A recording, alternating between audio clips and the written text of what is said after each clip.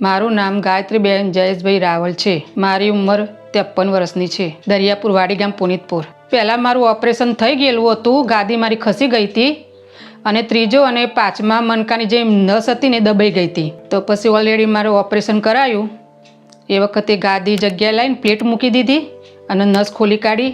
પણ મારું ઓલરેડી સરસ થઈ ગયું હતું, ચાલતી બધું સરસ હતું।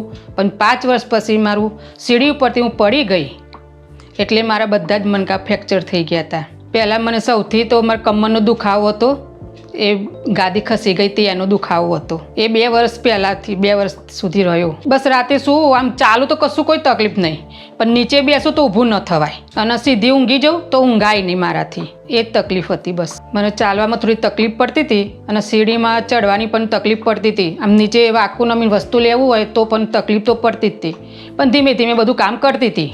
અમે જ્યારે હોસ્પિટલમાં આવ્યા ત્યારે અમે સ્ટાફને મળ્યા, સ્ટાફે અમને સમજાવ્યું। તે પછી અમે સરને મળ્યા, સરે મને બધી સમજણ આપી કે આપણી આ 45 વર્ષની ઉંમરે આપણું આ ઓપરેશન ના થાય, એમ કે ના કરીએ તો સારું, પણ હવે તમારી તકલીફ વધી ગઈ છે એટલે તમે કરાવો તો સારું કે તમે જેથી તમે તમારું કરી શકો બધું એમ। પછી અમે નિર્ણય લઈ લીધો કે ઓકે સર, મારું ઓપરેશન તમે કરજો।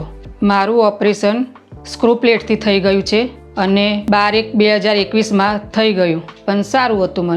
મને ડર તો બહુ જ લાગ્યો હતો, પણ સરે મને સમજાવી કે ગાયત્રીબેન હજુ તમારી નાની ઉંમર છે, તમે જો પથારીમાં કાયમ માટે રહેશો તો તમારી સેવા કરવાવાળું કોઈ નહીં મળે એમ કે, એટલે તમે એમ કે નિર્ણય લઈ લો। એટલે પછી મેં મારો ડિસિઝન મેં લઈ લીધું। મને ત્રીજા દિવસે આરામ મળી ગયો હતો મને। હું પહેલાં કપડાં બી નહોતી ધોઈ શકતી, વાસણ બી નથી ઘસી શકતી, પોતા બી નથી કરી શકતી।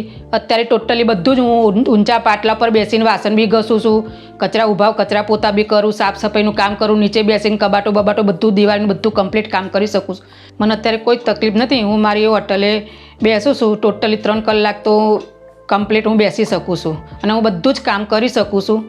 ધીમે ધીમે બધું જ કામ કરું છું, મારે કોઈની મદદની જરૂર નથી હોતી। હું તો કહું કે ભાઈ તમે સર જોડે જાઓ અને તમે ઓપરેશન કરાવો, સારું 100% સારું થઈ જશે। ડિસિઝન આપણા ઉપર લેવાનું, મક્કમ આપણે રહેવાનું, કાઠ પણ આપણા શરીરમાં આપણી જાતે જ રાખવાનું કે ભાઈ ના આપણે ચાલવું જ છે તો ચાલવું જ પડશે। તો આપણે ચાલવાનું, કસરત કરવાની, પણ આપણે ઊભા થઈ જવું પડે, એ આપણામાં તાકાત હોવી જોઈએ। સર, હું તમને બહુ ખૂબ ધન્યવાદ, ખરેખર હું તમને ખૂબ ધન્યવાદ આપું છું તમારા સ્ટાફને, અને સર તમને બી। નાવ આઈ એમ લીવેલ।